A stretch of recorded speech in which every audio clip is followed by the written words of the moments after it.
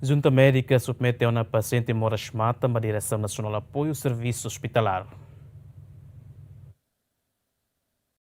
Liúcia plenária e a segunda deputada bancada Fretilin, Lídia Norberta, preocupa o paciente Balu nebe mak problema romatan, mas bela halau tratamento e o Hospital Nacional de Valadares, também menos facilidade, noto horas paciente sira se dá transfer para Iliur ou de halau tratamento. O questão presidente junta médica, Nuno Vital Hateten, paciente moras mata nebe médico especialista recomenda tu transfer para Iliur, sira documento, parte junta médica submete ona ba parte direção nacional de apoio serviço hospitalar ou de halo processo transferência. A parte junta médico, a mim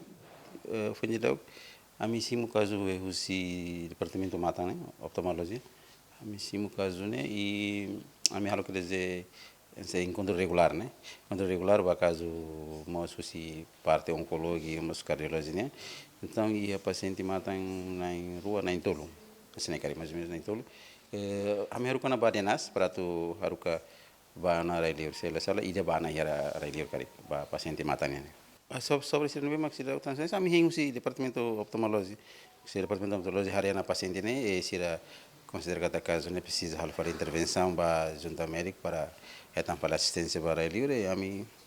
mas passa a mim tira minha competência a mim se convoca para encontro para onde continua a fazer sira ba etan para assistência né mas tira necessidade. Antes chefe departamento mata no Hospital Nacional Hateten e a paciente sanulu recém mas precisa da operação ni railiur, tam Hospital Nacional lá equipamento ne bem mais específico o de a operação ba matan. Tur dado susi Centro Nacional Matan Hospital Nacional e a tina riun rua runulu recém hat, Hospital Nacional halo on atendimento ba paciente riun sanulu recém rua, o si número ne paciente reconsulta riun hitu no paciente phone ne be departamento oftalmologia Hospital Nacional resista e a tina riun rua runulu recém hat, hamutuk rihun lima resin mak problema humatan. Husi paciente matan rihun sanu resin ruane e a paciente feto rihunen resin no mane rihunen resin no husi número ne maioria ho idade adulto no labarik basic rihunida. Santina de Jesus, Tito Silva, GMN.